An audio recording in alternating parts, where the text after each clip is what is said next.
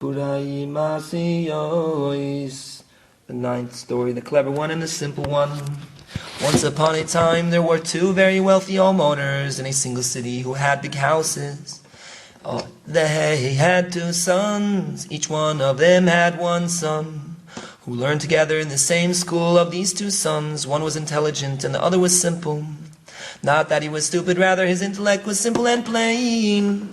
These two sons loved each other very much. Even though one was clever and the other was simple with a plain mind, they still loved each other very much. In time, the two homeowners began to decline. They fell down lower and lower until they lost everything and became paupers. Nothing of theirs remained except for their houses. As the sons began to reach maturity, the fathers told the sons, "We no longer have the means to pay for you and support you. Do for yourselves what you need to do." The simple one went and learned how to be a shoemaker. The clever one, since he was intelligent, didn't want to do such simple work, so he decided to go out into the world and see what there is to do. He went and wandered around the marketplace. He saw a large wagon with 4 horses and harnesses moving quickly. He asked the merchants, "Where are you from?" "From Warsaw," they replied. "And where are you going to Warsaw? Perhaps you need help," he asked them. They saw that he was intelligent and enthusiastic, so they consented and took him with them. He traveled with them and served them very well on the road. When they arrived in Warsaw, since he was intelligent, he thought to himself, "Since I am already in Warsaw, why should I remain with these men? Perhaps there is a better situation than with them. Let me go and inquire and see." He walked around the marketplace and began to inquire and ask regarding the man who had brought him and whether there existed better than them. They told him that these men are honest and it is good to be with them. However, it was very difficult to remain with them, nanach, meuman, since their business involved a great deal of traveling. He walked on and saw merchants, employees walking around the marketplace. They were walking in their distinguished way, with their hats and their pointy shoes, and the other types of refinements they had. And the way they walked and dressed, he was intelligent and sharp, and this appealed to him highly, since it was a fine occupation and was situated locally. He went to the men who brought him to pay them his respects, telling them that he no longer wished to be with them as far as them transporting him, for that he had served them on the road. He went and got a job with a store owner. The way of employees was that they would start with low wages and perform difficult tasks.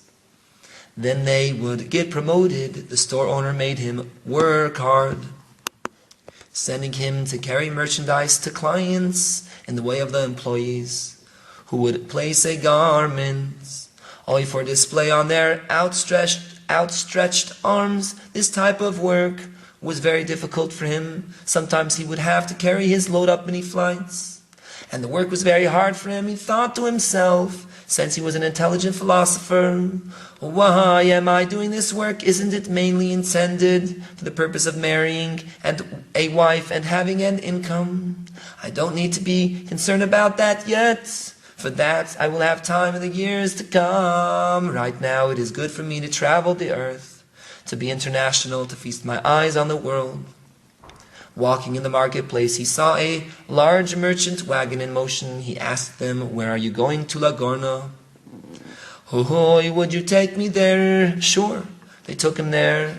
From there he sailed to Italy, and from there to Spain. Meanwhile, many years passed, and in the process became much more sophisticated. From being in many countries, he thought to himself, "Now it is proper for me to consider life's goal." With his philosophy, he began to think what to do. It seemed proper to him to learn to be a goldsmith, which is important. Fine work requires wisdom and is profitable work. And he was intelligent and a philosopher. It did not take him many years to learn the trade. In merely a quarter of a year he acquired the skill and became a very great craftsman. He was more proficient in the work than the craftsman who taught him. Afterwards he thought to himself, even though I possess this skill, this is not sufficient for me. Today this is considered prestigious. Perhaps at another time something else will be considered prestigious. He went and apprenticed with a gem cutter. Due to his intelligence, he acquired this skill in a short time as well, a quarter of a year. Then he thought to himself with his philosophy, even though I possess two skills, who knows if perhaps neither of them will be considered prestigious. It would be good for me to learn a profession that is always esteemed. He sought with his intelligence and his philosophy to learn medicine, which is something that is always in demand and respected. In the course of learning medicine, it is first necessary to learn Latin and writing and philosophy. Because of his intelligence, he learned even this in a short time.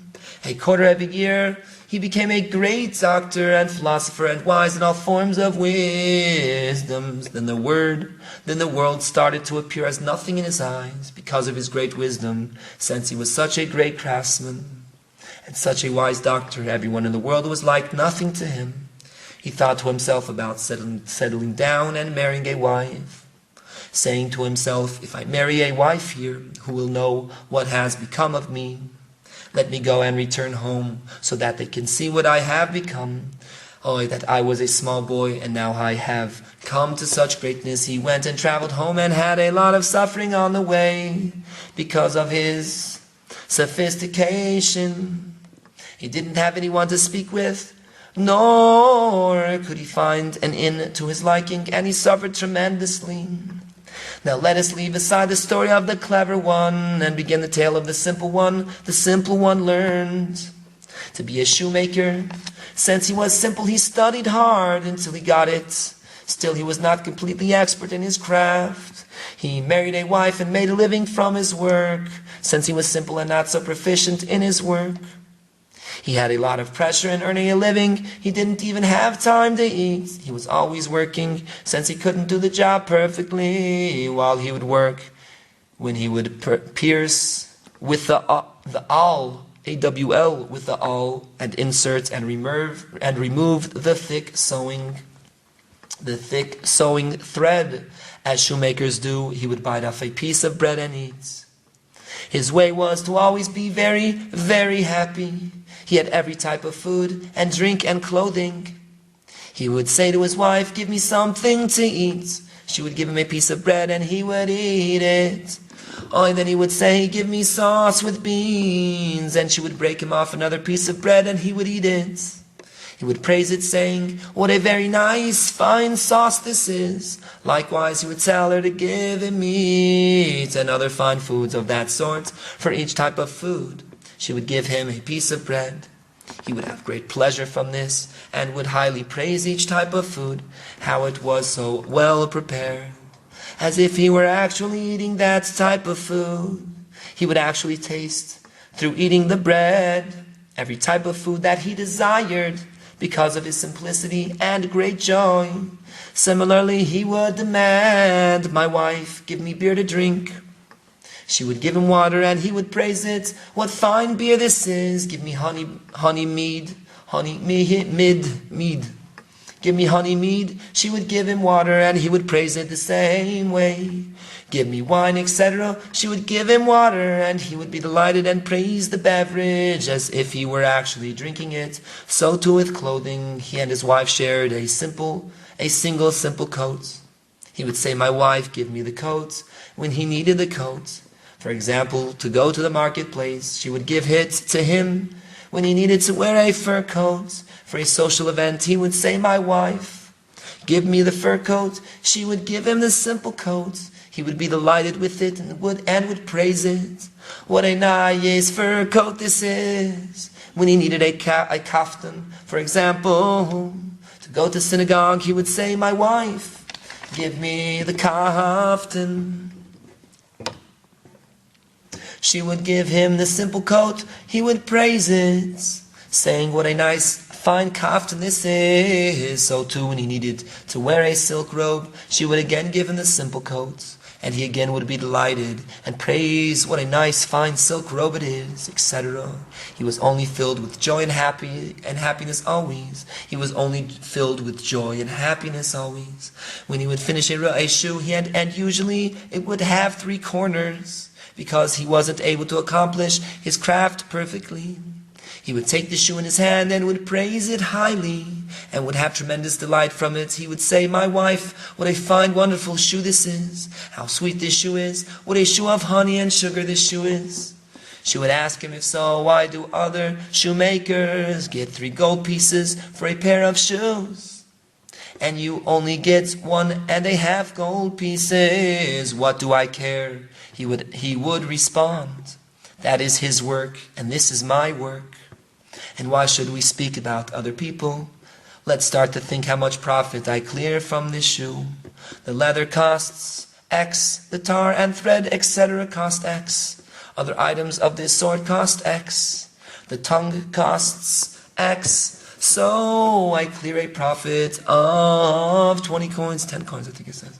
I clear a profit of 20 coins. So what does it matter?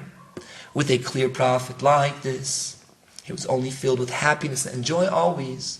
To the world he was a laughing stock. He was a source of amusement for them, as they had found someone they could mock as they pleased. For he seemed crazy. People would come and start speaking with him, with the intention to mock him. The simple one would say to them, "Just no mocking." And as soon as they would reply to him, "Okay, no mocking," he would accept their words and start speaking with them. Beyond this, he would not delve to suspect them of cleverness, i.e., that this was all part of their mockery. Because he was a simple man, when he would see that their intention was to ridicule and mock, he would say, "So what if you are more clever than I am? That would then make you a fool. Because what am I for you to be more clever than I am? On the contrary, would make you a fool." All this was the way of the simple one. Now let us return to our first subject. Nanach, nachman, nachman, meuman.